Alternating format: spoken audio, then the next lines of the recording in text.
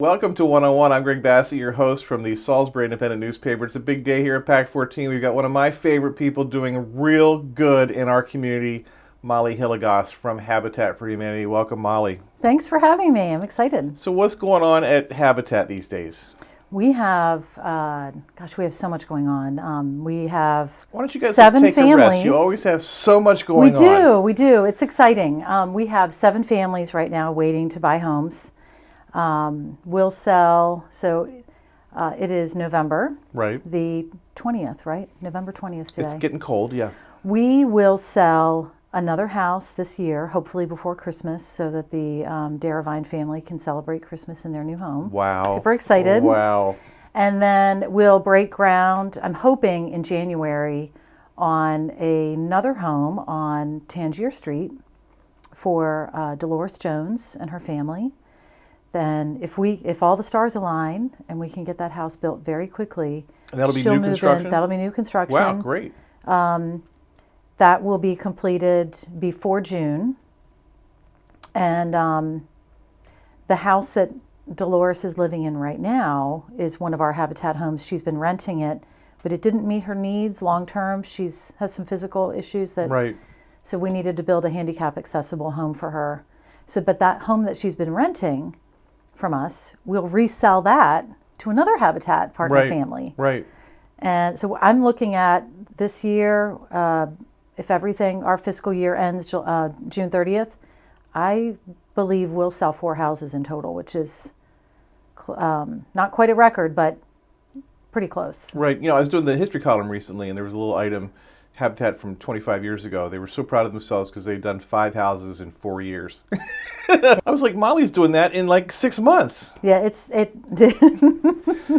you flatter me, but we really, our Restore has funds our mission, and we'll probably have sales close to 400,000 from the Restore this year, and that will, that could build almost 2 houses for us. Because it also covers our payroll and administration and that kind of stuff. Right.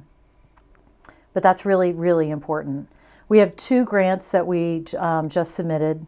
One is to the Governor's Office of Crime Control and Prevention, and our goal is to help returning citizens that are coming out of prison to get job skills and also soft skills, because if they've been incarcerated for a while, chances are they may have forgotten how to be a good tenant. Right.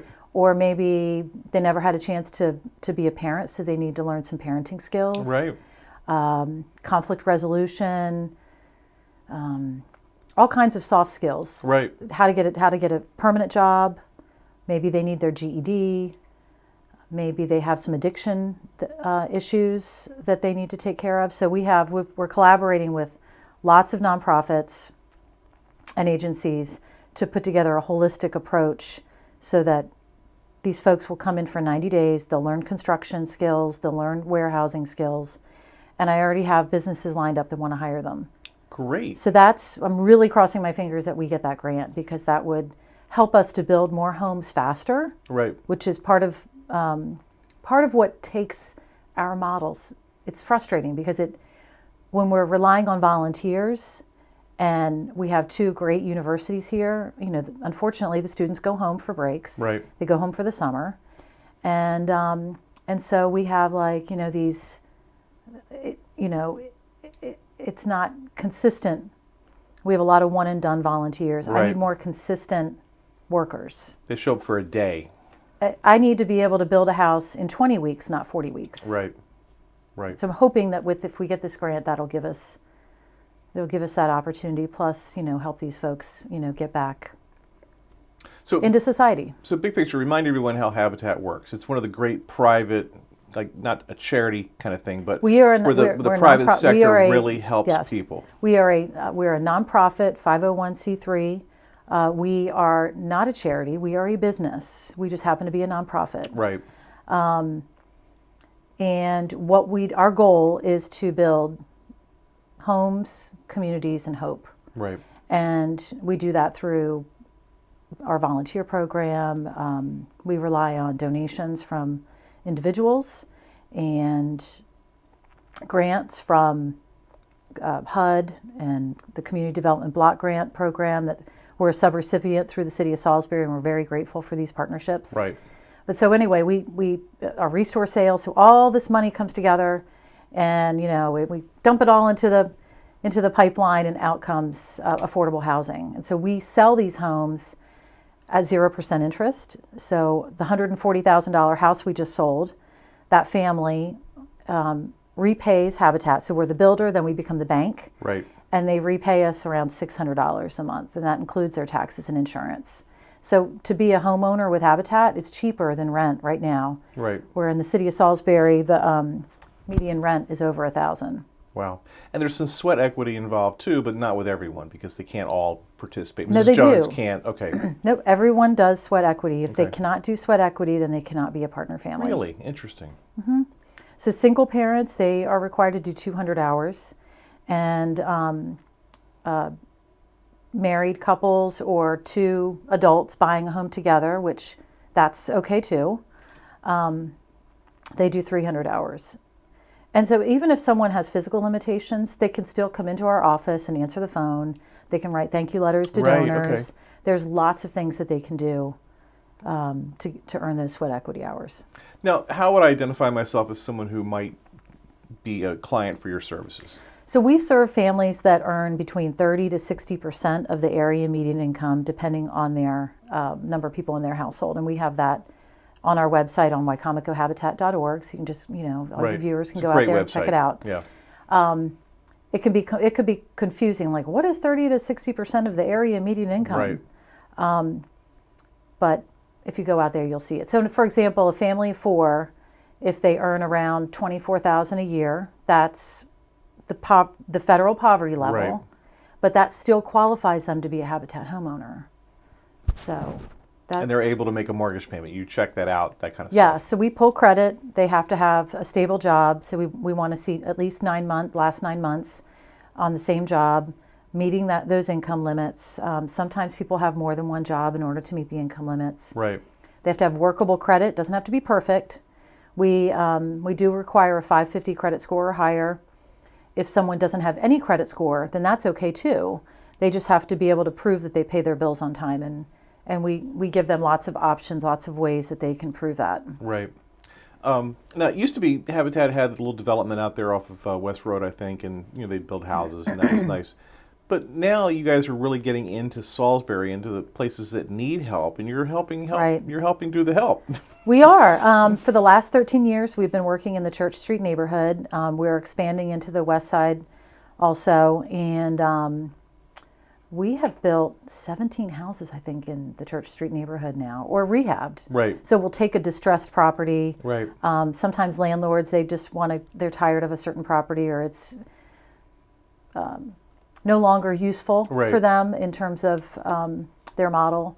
And so they'll donate that property to us, and we'll either tear it down or we'll renovate it depending on the condition. And over the last 5 years, I did a little analysis, and this is pretty exciting. Maybe you'll write a story about it. Sure. I looked at the value of the 15 properties that we sold over the last 5 years, and what they were when we first took it over, and then the value after we revitalized it.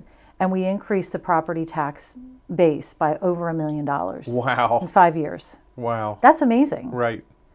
And that's a neighborhood that needs help. It does. And so the last house we sold, it actually appraised for $150,000 right on Church Street. Wow. And so you've got all these landlords, that have over 70% of city. Right. So the properties in the city limits are owned by landlords.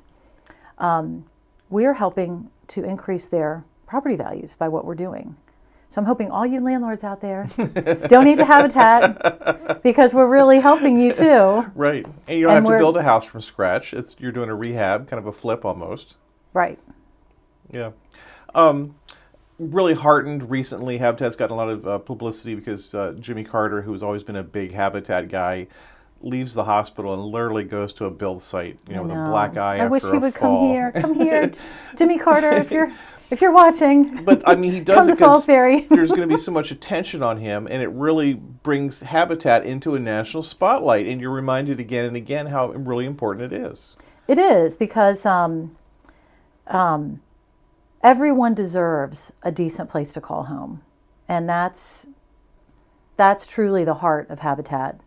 A couple days ago, I went and had dinner at the Christian shelter with the folks that are guests there.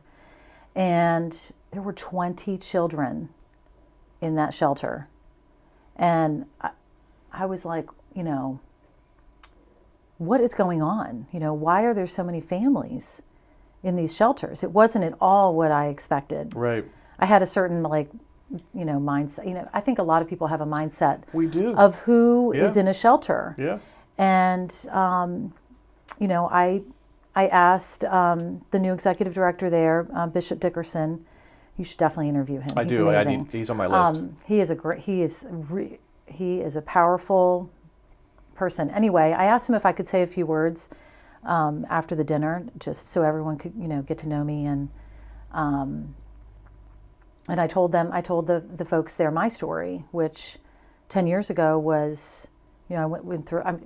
Your viewers don't want to hear all my, all my baggage, but no, it's a story. But I had a rough divorce yeah. and had to start my life over and rebuild my credit, and I wasn't at a place where I was homeless, but it was challenging, and I think a lot of people go through challenging times in their lives, and they don't always know where to turn. Yeah. And these folks that are in the shelters, what I found, because I said, are any of you here because, you lost your job due to a medical condition, or a spouse died, or, I just threw out all these different things, and the hands were going up. Like, they were there because they lost their housing due to something out of their control. Yeah.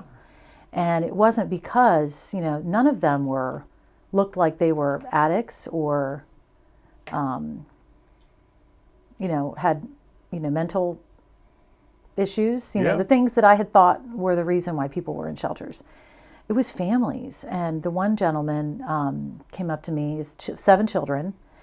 He was in a car accident, and he had a plate in his leg. He was finally able to go back to work, but he lost his housing because he was out of work due to a car accident. Right. Like, how's that right? Yeah, I mean, we're all one paycheck away in a lot of ways.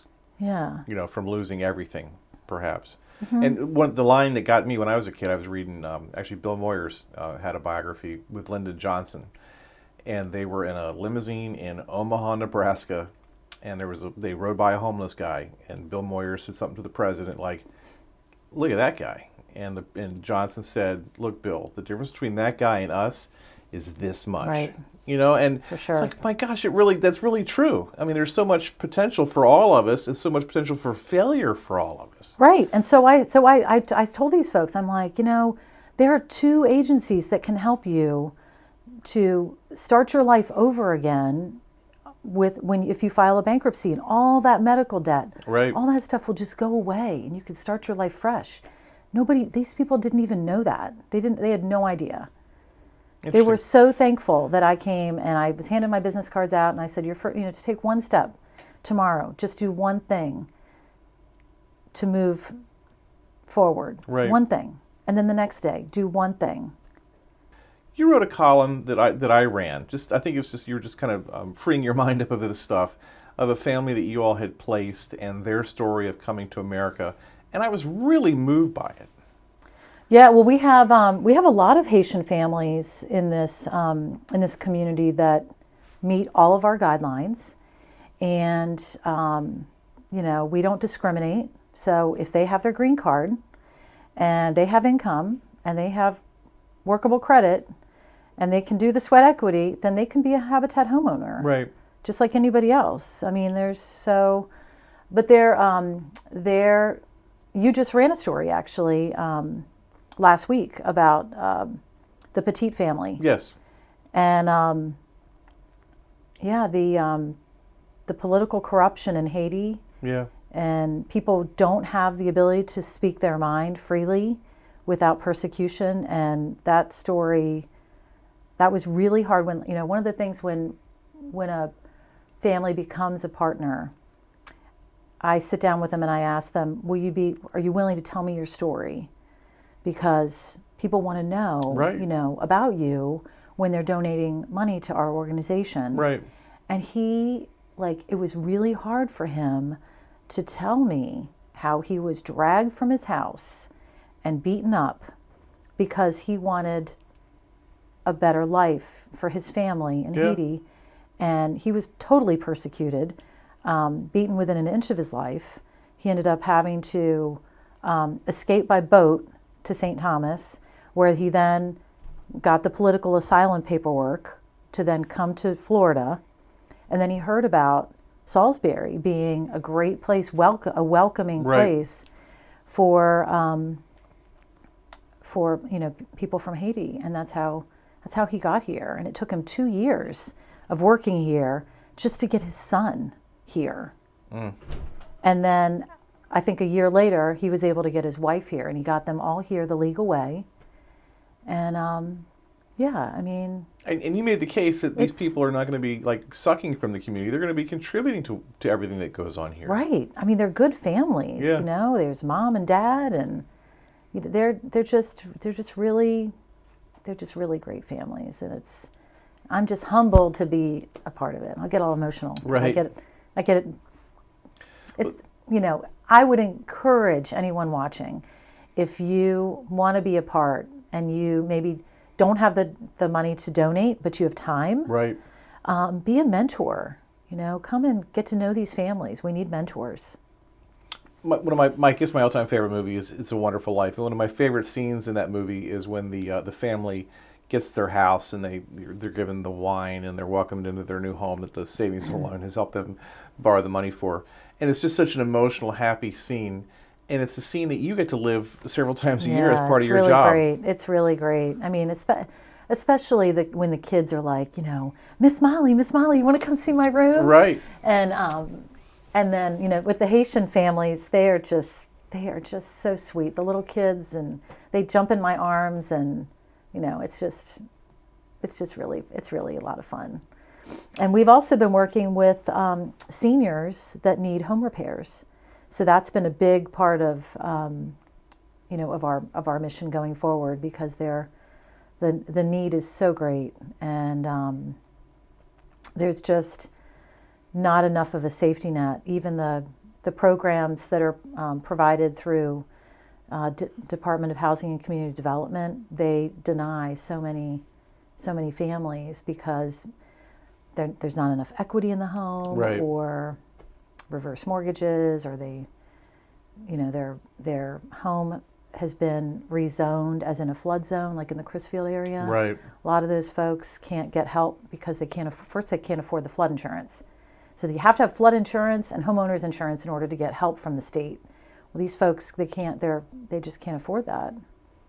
And so there's no state or government, not even the federal government, will help them. That's really problematic. It really is.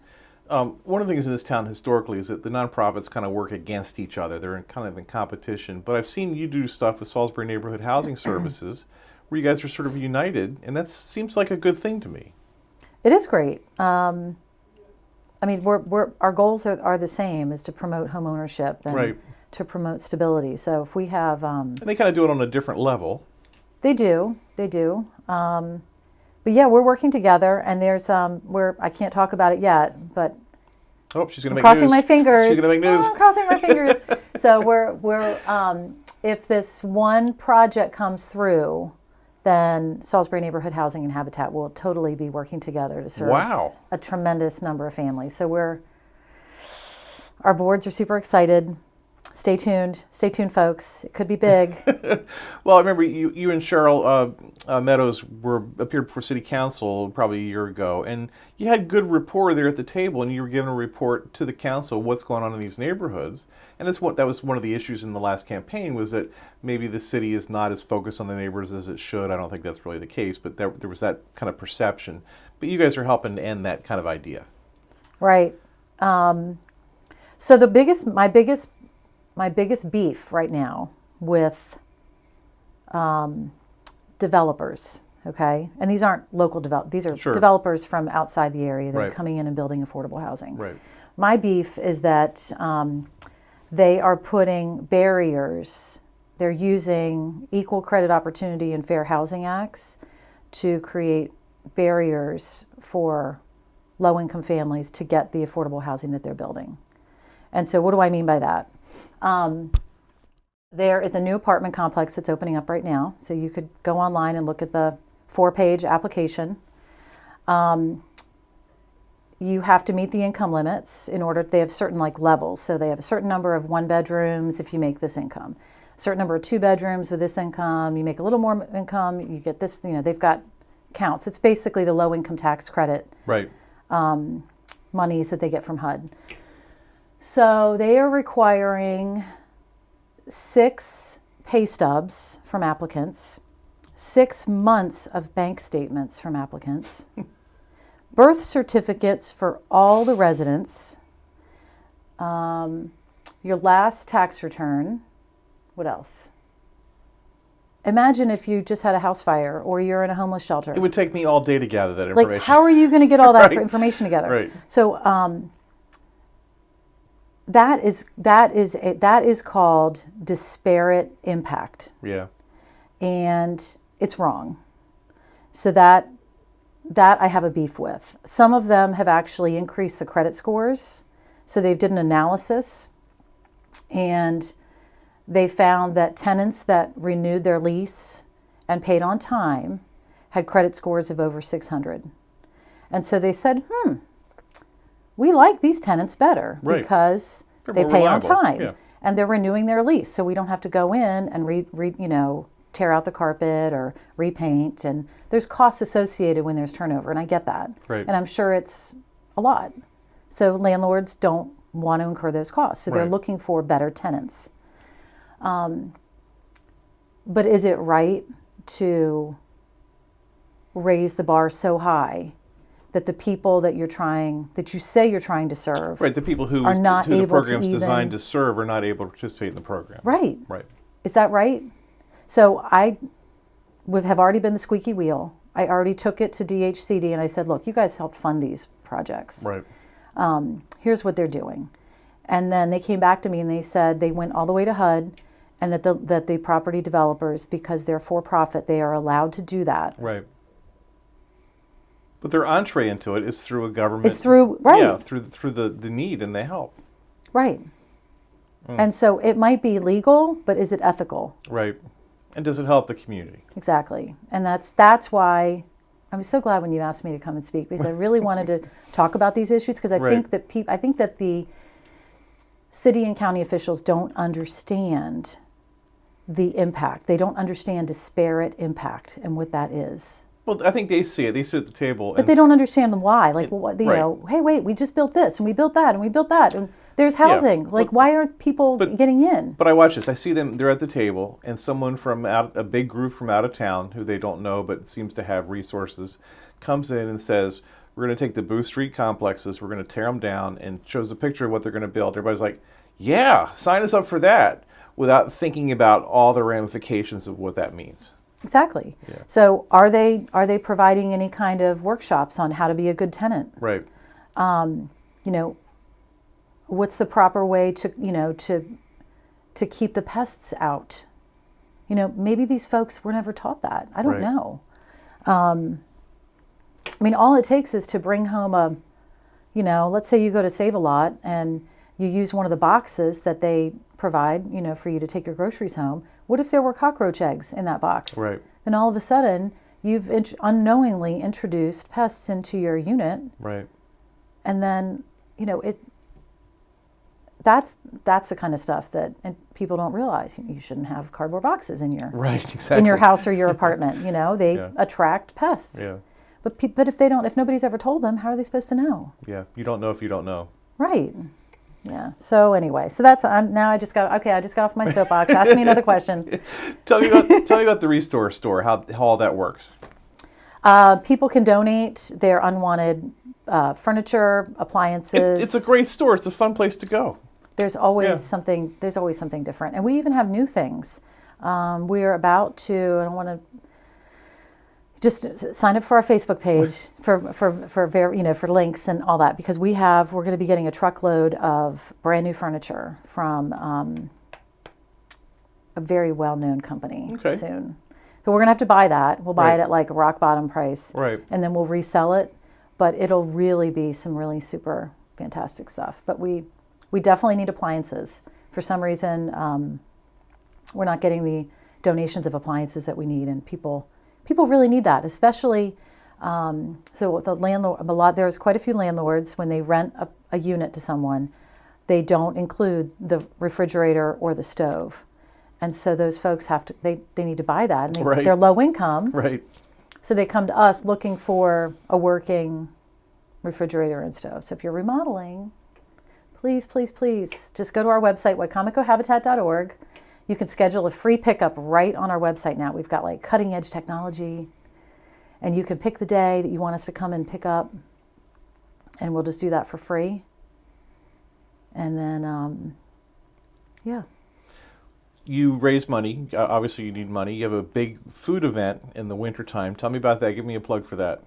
Chefs for Habitat is February 22nd. It's a fun event. 2020. We have all these fantastic local restaurants and chefs that are donating all the food, and it will be at the Civic Center this year. So all the different places that we've had it over the years, we've outgrown. Right. You used to have a Dove Point. We had a Dove Point, and last year we had it at Southern Belle, and we outgrew. I mean, Right. we everybody was like packed in there like sardines. It was just. Right. So we're just very thankful that the Wicomico County and the Civic Center agreed to let us have because Excellent. they have, I mean, Right. they have. They do catering there. They do catering there, and so that's been the problem in the past, but they finally agreed, and we're just so thankful, so thankful. And your husband knows something about preparing food. He does. He will be one of the chefs. So the Parkside, the CTE program for Wicomico County will be participating, and drum roll. Somerset County's CTE program Excellent. contacted us. Wow. And so I'm like, wow, we might have like dueling students doing, I don't know what they're going to do. But That's great. It's going to be exciting. When is the event? February 22nd, 2020. We still have sponsorships available, and we're hoping that we're going to sell out. So if we sell 350 tickets, we will sell out. And if I'm interested, where do I go to find out about this? To get in Go touch with you? to wicomicohabitat.org, and that'll take you to our Chefs for Habitat website. I'm proud of you. When you took this job, it's been 5 years yet? It's been almost 5 years. It's amazing. It's amazing. you. And there was kind It's of like really a great. turnstile with your job for a while, but you've really solidified this group and just doing really great work. I have got an amazing team. I mean, I really do. We were able to get a grant to hire a family services manager, and so that grant's only for 3 years. So I have to bring in enough to keep her, and that's really made a big difference, because we want to do more. The need is there. Well, thank you, Molly, for all you do for our community. It's terrific. Thanks, Greg. I love your newspaper. Thank you. Thank you. She's Molly Hilligoss. She's the Executive Director of Habitat for Humanity right here in Salisbury, Wicomico County, and we're thrilled that she had time to be with us today. I'm thrilled that you had me. I'm Greg Bassett from the Salisbury Independent Newspaper, another edition of 101 right here on PAC 14.